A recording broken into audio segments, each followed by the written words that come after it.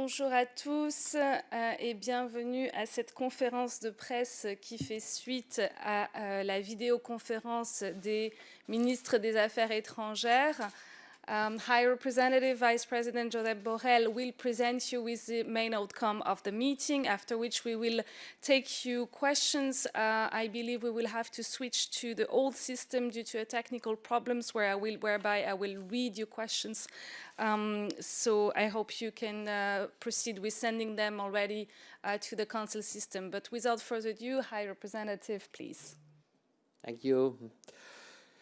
Today we have discussed about the situation in Afghanistan, China, and how the coronavirus pandemic has been affecting the Southeast Asia, the broader Southeast Asia.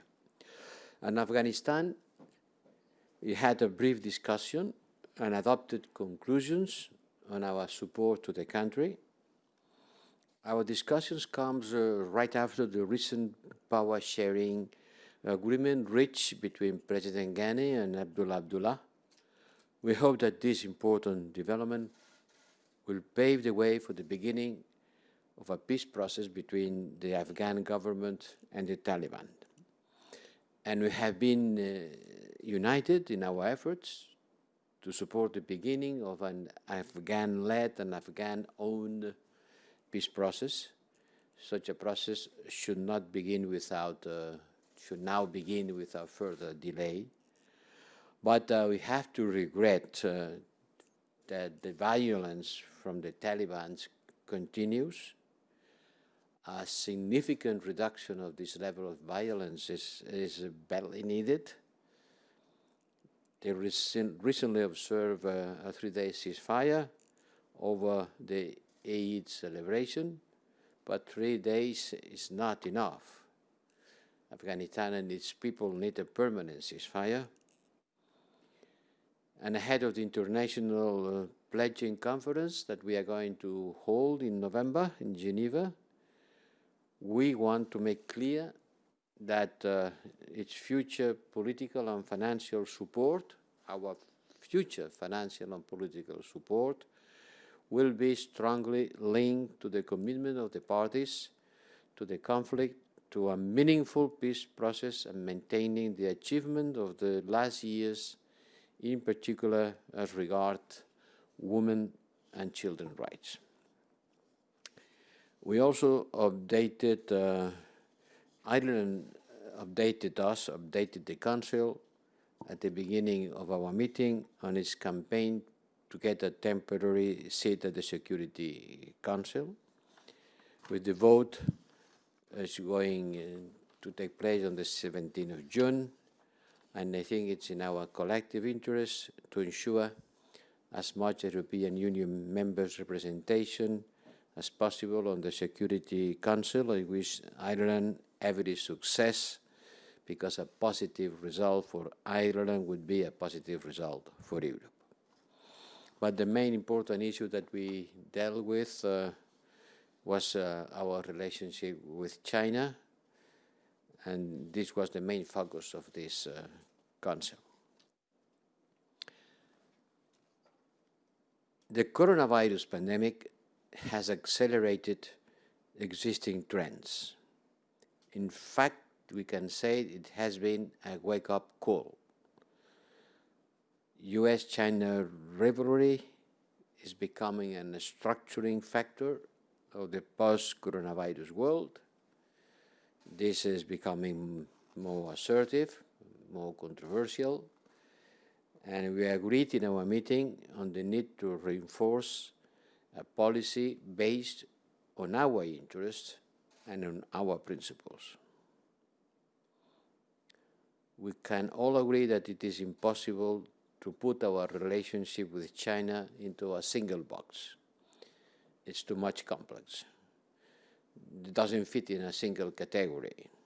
There is an ally or a rival, there is a partner or a competitor. It's both. It's difficult to imagine that we can solve the world climate challenge without a strong partnership between Europe and China. China is still a little bit less than 30% of the world emissions. So it's impossible to imagine that we can solve the problem without a strong partnership with China. On the other hand, it's clear also it's a systemic rival, and this dimension of our relationship is there, it's even increasing. As a competitor, yes, it is. As a competitor, a partner, an ally, a rival, everything at the same time. So it's a complex relation that cannot be reduced to a single dimension. We have a broad approach, and we have to encompass many aspects of our political economic relations. And developing a unified, balanced relationship with a global power, a big global power, such as China, it's something that we'll have to be dealing in the next future. It's really impressive, the performance of China. 20 years ago, this country was 4% of the global output, and now it's approaching 16%. To multiply by 4 the share on the global output in 20 years is an extraordinary performance that it has to have, and it will have, political and geopolitical consequences. Everybody is aware of what we said on the March 2019, 1 year ago, on our joint communication on EU-China relations. And there we set our key parameters that are still valid, but we have to pursue its implementation, bearing in mind the latest developments and trends. We need, and we are ready to have, an open and honest dialogue with China.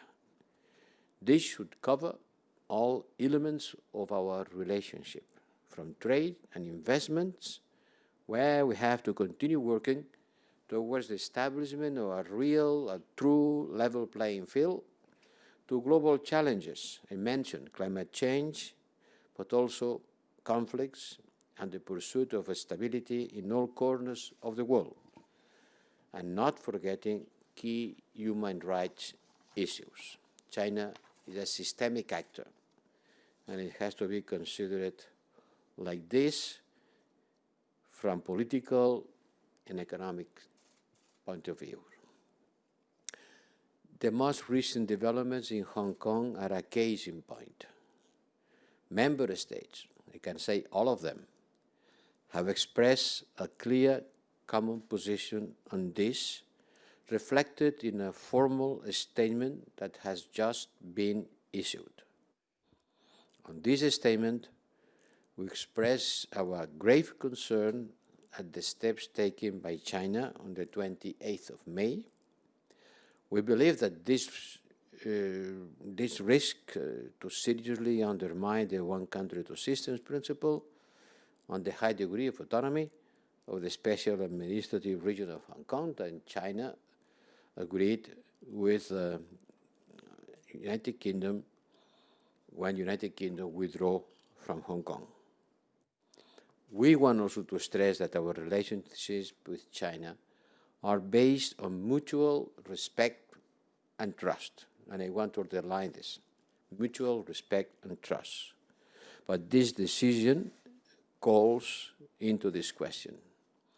And I think that we will have to raise the issue in our continued dialogue with China.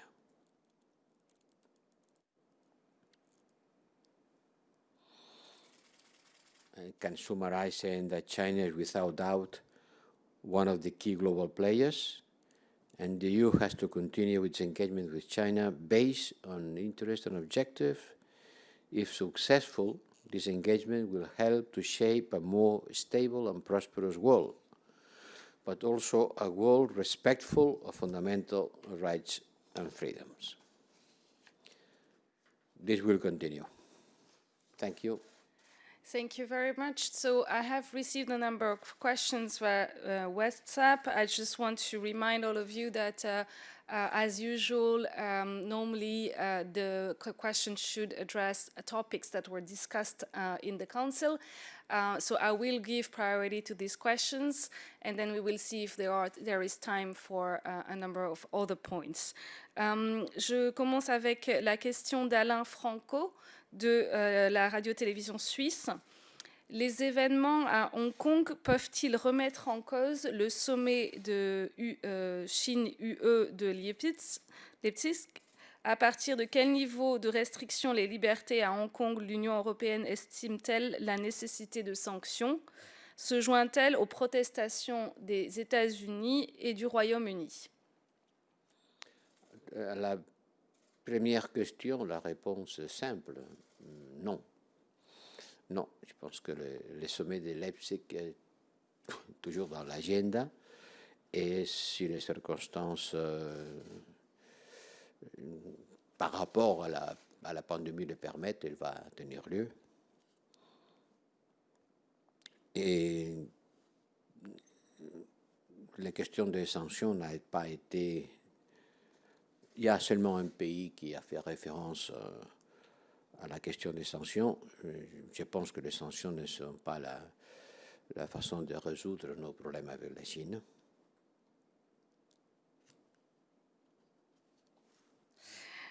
Question suivante, de Stuart Law, SCMP Hong Kong. Issuing statements has so far failed to deter China from imposing national security laws on Hong Kong. What is the EU's next step? We will continue discussing. We will continue reaching out with Beijing. Our reaction has to be commensurate with the steps that have already been taken, and we will continue trying to put pressure on the Chinese authorities in order to make them aware that this issue will affect the way we deal with some of the issues of mutual interest, but there is nothing more in the agenda. Now, a question from Lawrence Norman from the Wall Street Journal. Also in Hong Kong, why did the EU not sign up to the point UK, US, Australia, Canada statement on Hong Kong? Does the EU agree that Hong Kong, do you agree that Hong Kong no longer has effective autonomy from China?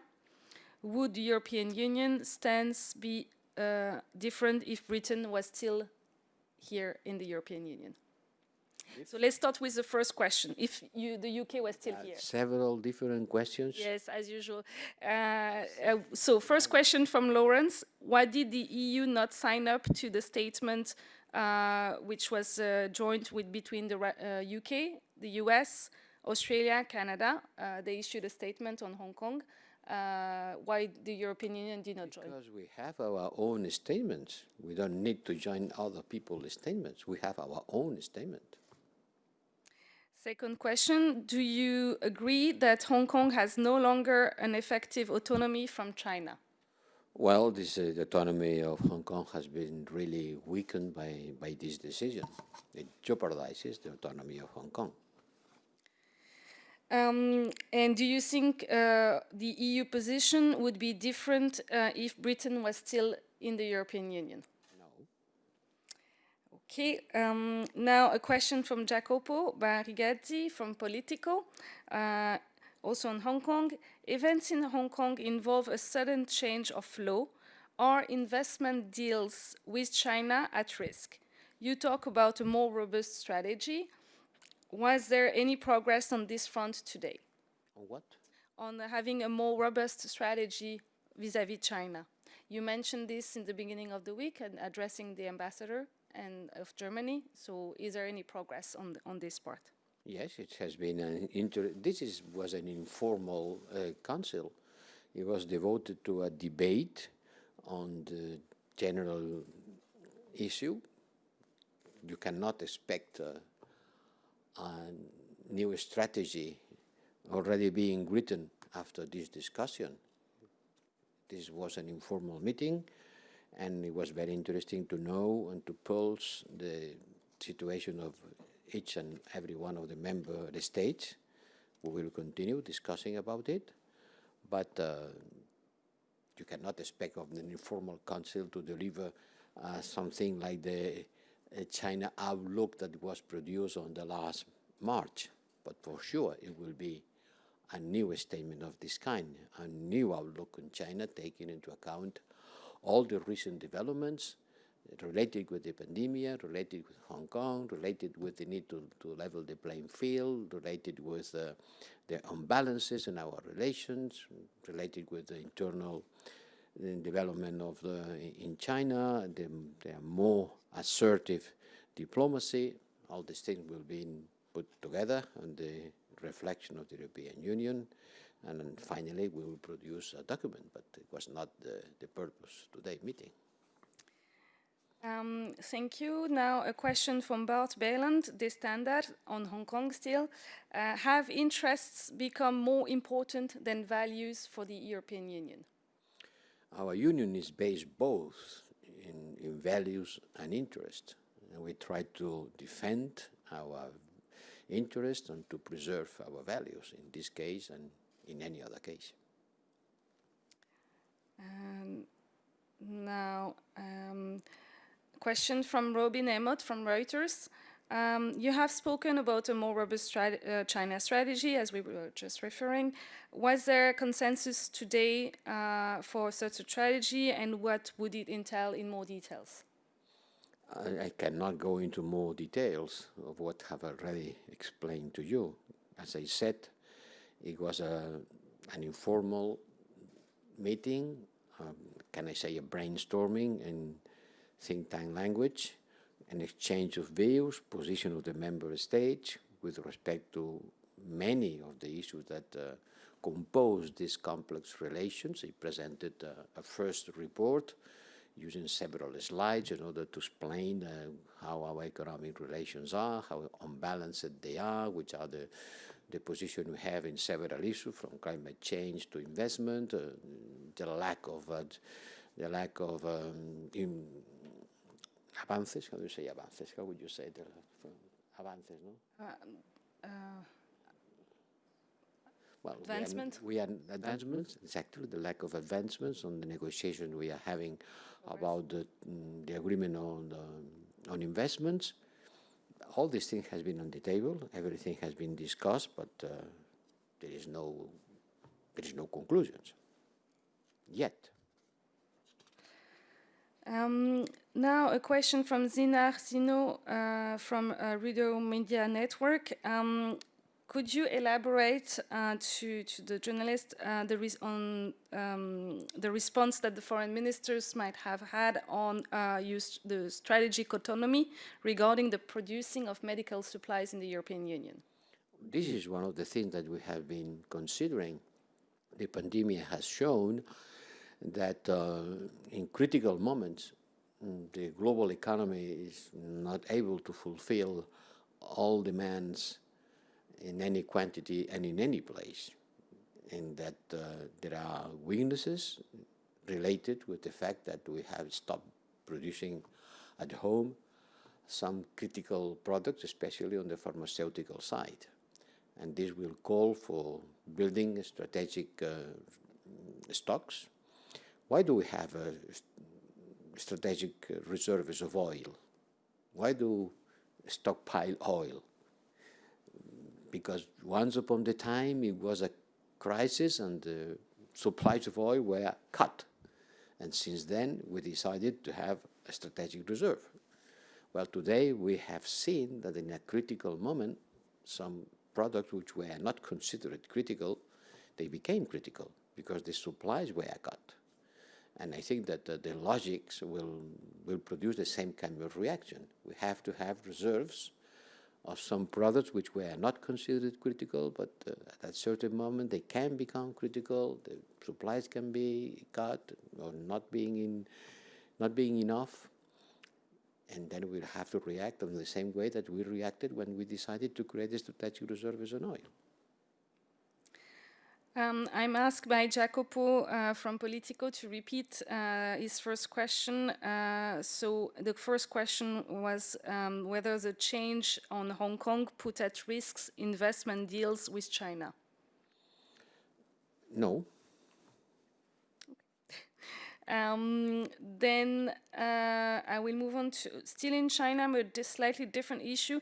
Has the issue of human rights been raised, in particular the human rights of African, in particular Nigerian in China, where some reports have shown that they were mistreated?